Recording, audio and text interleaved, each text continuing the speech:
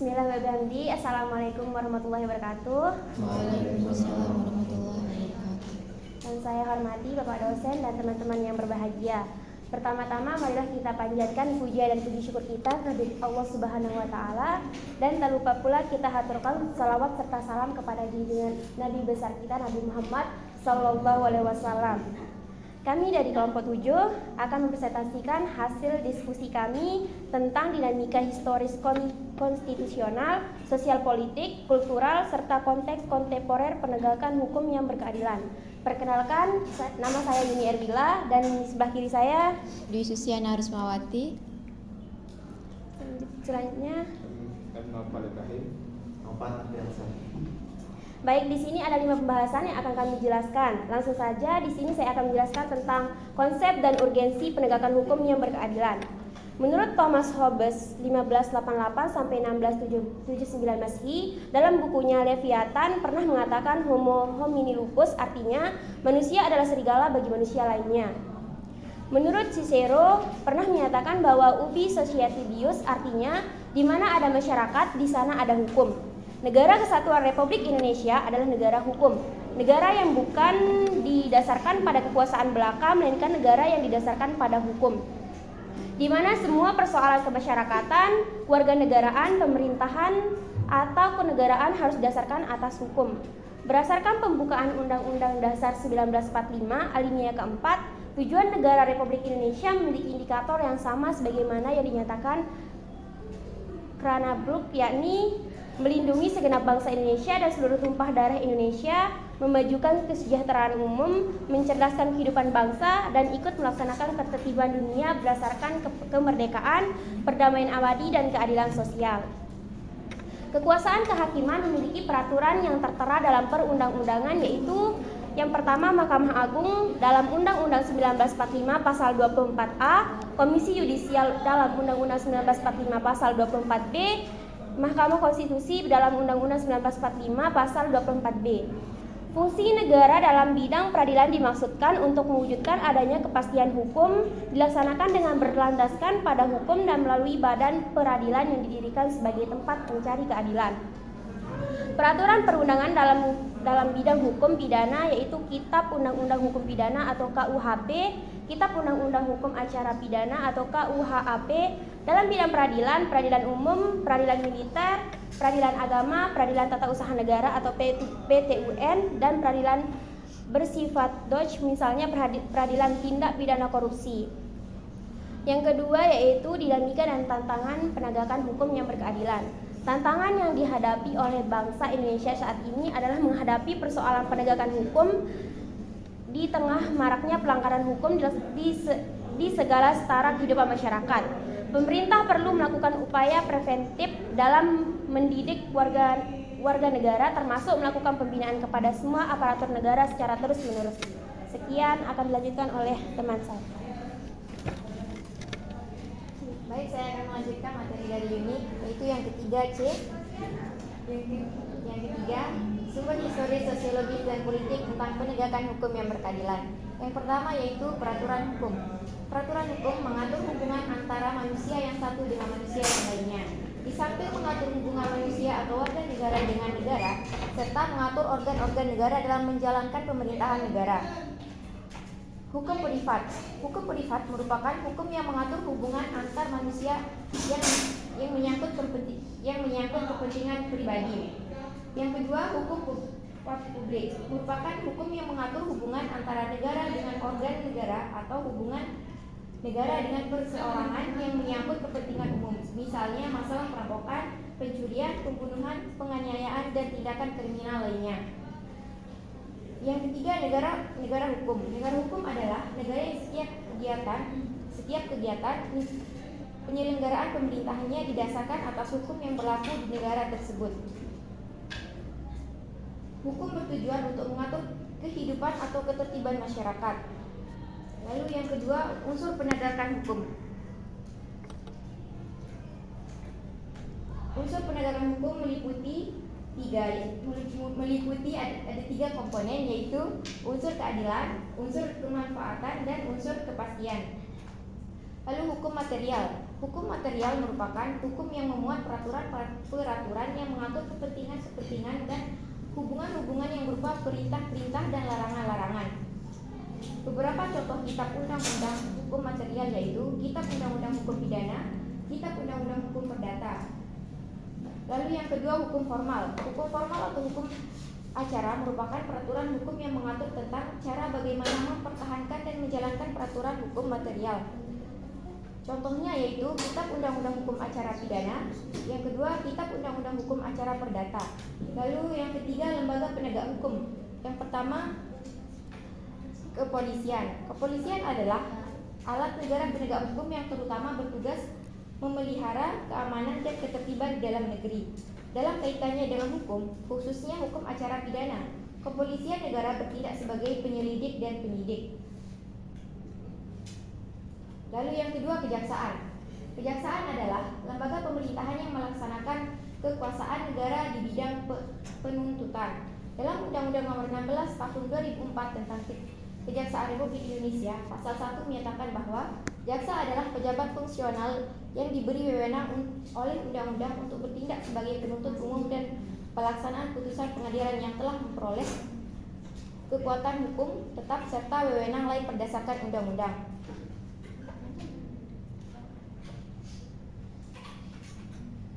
Lalu yang ketiga, kehakiman. Kehakiman merupakan suatu lembaga yang diberi kekuasaan untuk mengadili.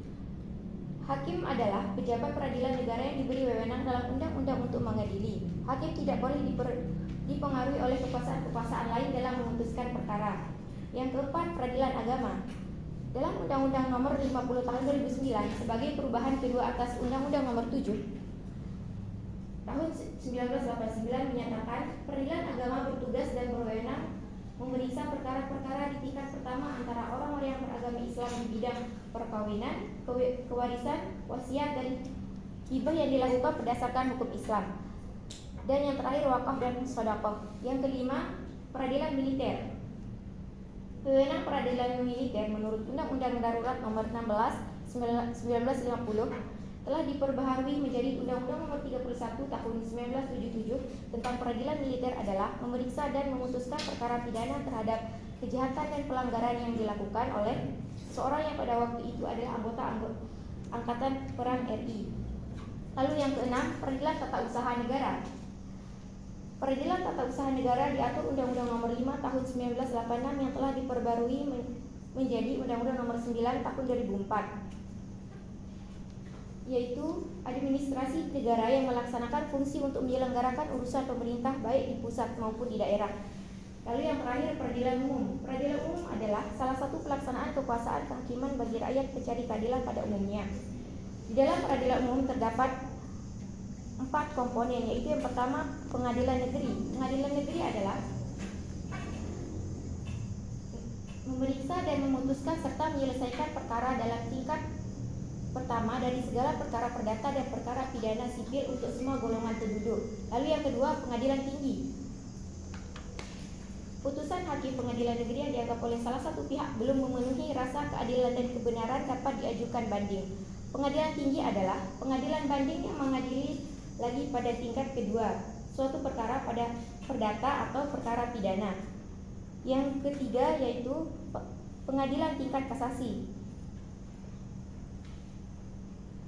Pengadilan tingkat kasasi hanya dapat diajukan jika permohonan terhadap perkaranya telah menggunakan upaya hukum banding, kecuali ditentukan oleh undang-undang. Lalu yang terakhir, kekuasaan kehakiman. Pasal 24 ayat 2 Undang-Undang 1945 ditegaskan bahwa kekuasaan kehakiman menurut Undang-Undang Dasar NKRI tahun 1945 merupakan kekuasaan yang merdeka yang dilakukan oleh sebuah Mahkamah Agung dan badan peradilan yang berada di bawahnya dalam lingkungan peradilan umum. Baik, saya akan melanjutkan di membangun argumen tentang dinamika dan tantangan penegakan hukum yang berkeadilan Indonesia. Pelaksanaan the rule of law mengandung keinginan untuk terciptanya negara hukum yang membawa keadilan bagi seluruh rakyat. Penegakan rule of law harus diartikan secara hakiki atau materi, yaitu dalam arti pelaksanaan dari this law. Prinsip-prinsip rule of law secara hakiki materi itu sangat erat kaitannya dengan the enforcement of the rules of law. dalam penyelenggaraan pemerintahan, terutama dalam hal penegakan hukum dan implementasi prinsip-prinsip rule of law. Berdasarkan pengalaman berbagai negara dan hasil kajian menunjukkan bahwa keberhasilan the enforcement of the rules of law bergantung kepada kepribadian nasional masing-masing bangsa. Hal ini didukung oleh kenyataan bahwa rule of law merupakan institusi sosial yang memiliki struktur sosiologis yang khas dan mempunyai akar budaya yang khas pula. Rule of the law ini juga merupakan legalisme, suatu aliran pemikiran hukum yang di dalamnya terkandung wawasan sosial, gagasan tentang hubungan antar manusia, masyarakat, dan negara yang dengan demikian memuat nilai-nilai tertentu yang memiliki struktur sosiologisnya sendiri. Legalisme tersebut mengandung gagasan bahwa keadilan dapat dilayani melalui pembuatan sistem peraturan dan prosedur yang sengaja bersifat objektif, tidak personal dan otonom. Secara kuantitatif, peraturan perundang-undangan yang terkait dengan rule of law sudah banyak dihadirkan di negara kita. Namun implementasi atau implementasi belum mencapai hasil yang optimal, sehingga rasa keadilan sebagai perwujudan pelaksanaan rule of law belum dilaksanakan sebagian besar masyarakat. Hal-hal yang mengemuka untuk dipertanyakan antara lain komitmen pemerintah untuk melaksanakan prinsip-prinsip rule of law.